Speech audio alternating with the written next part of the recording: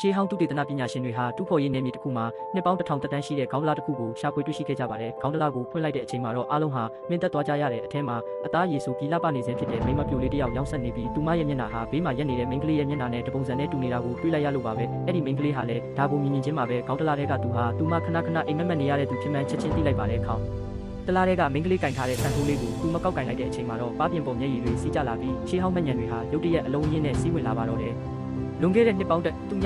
ညကျော်တောင်ပိုင်းရှုပြည်မှာမြို့တော်ကမှုမက်တွေစီကိုနိုင်ချီတီတွေဆက်တရတဲ့မျိုးနွယ်စုတစ်ခုရှိခဲ့တဲ့တောင်ပိုင်းရှုပြည်ကနေမြို့တော်အထိဟာမိုင်ပေါင်းကတူညကျော်ဝေးကွာလာပြီးခီးလန်းကလည်းအလွန်အန္တရာယ်များကကြမ်းတမ်းလာပါတယ်။အဲ့ဒီခေတ်တုန်းကအဲ့ဒီမျိုးနွယ်စုတွေကမိန်းမပြိုလေးတစ်ယောက်ဟာနန်းတွင်နဲ့မဝင်ရသေးခင်မှာပဲမိန်းကလေးတစ်ယောက်နဲ့အလွန်ရင်းနှီးတဲ့တန်ရောစင်တောင်ကျိုးတွေရှိခဲ့တဲ့အဲ့ဒီမိန်းကလေးကသူမကိုစံထိုးလေးတစ်ချောင်းလက်ဆောင်ပေးခဲ့ပြီးတစ်သက်လုံးညီမတော့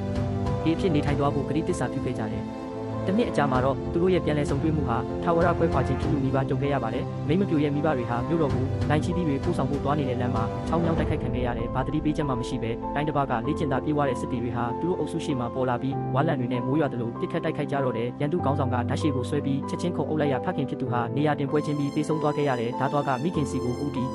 သွားတဲ့အချိန်မှာတော့ဘဲကနေရောက်လာမှမသိတဲ့ဓာတ်တစင်းကရန်သူကိုကြားကနေဖျက်ထားလိုက်ပါတော့တယ်။မိန်းမပြိုလေးရောက်ရှိလာတာပါသူမဟာပြန်တန်းနေတဲ့ဓာတ်သွားပုံကိုမြင့်တက်ပြီးရန်သူစစ်တီကို10 မီတာလောက်ထိတွန်းထွက်သွားအောင်ကန်ထုတ်လိုက်တဲ့လဲကျနေတဲ့မိဘတွေကိုမြင်လိုက်ရတဲ့အခါသူမဟာဒေါသအမျက်ချောင်းထွက်ပြီးရန်သူဒါဇင်ပေါင်းများစွာကိုတယောက်တည်းရင်ဆိုင်ပါတော့တဲ့အင်အားတွေကုန်ခန်းသွားတဲ့အခါမှာတော့ရန်သူဒါချက်ကြောင့်ဒဏ်ရာပြင်းပြင်းထန်ထန်ရခဲ့တယ်လို့နောက်ထပ်များတစ်စင်းကလည်းသူမရဲ့ရင်ဘတ်တက်တဲ့ကိုစိုက်ဝင်သွားခဲ့တယ်ဒါပေမဲ့ကံကောင်းထောက်မစွာပဲမြေတစည်းကသူမစီပြေးဝင်လာပြီး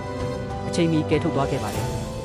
လိုင်းချီတီလမ်းကြောင်းပေါ်ကရှေးဟောင်းပရိပခါဟာအခုထိမပြီးဆုံးသေးပဲနှစ်ပေါင်း1000ကြာမှလည်းဒီဇလန်ကဆက်ရှိနေတော့မှာပဲအဲ့ဒီမျိုးနွယ်စုရဲ့မျိုးဆက်ဖြစ်တဲ့အဖိုးကိုတယောက်ဟာအဖိုးတန်တဲ့လိုင်းချီတီမျိုးစားတစ်ခုထုတ်လုပ်ဖို့10 နှစ်တာအချိန်ပေးခဲ့ရတယ်သူကပြန်ပွဲမှာအမြဲတမ်းနိုင်နေကြအတိုင်းအခုလည်းနိုင်မယ်လို့မျှော်လင့်ထားခဲ့ပေမဲ့နိုင်လူကြီးတွေကတိုင်းတစ်ပါးပြန်ဘက်ကိုပဲပထမဆုပေးလိုက်ကြတဲ့အဖိုးအိုဟာမခံမရက်နိုင်ဖြစ်ပြီးလဲကျသွားခဲ့ရတယ်လို့သူ့ရဲ့မြေဖြစ်သူကိုအမြန်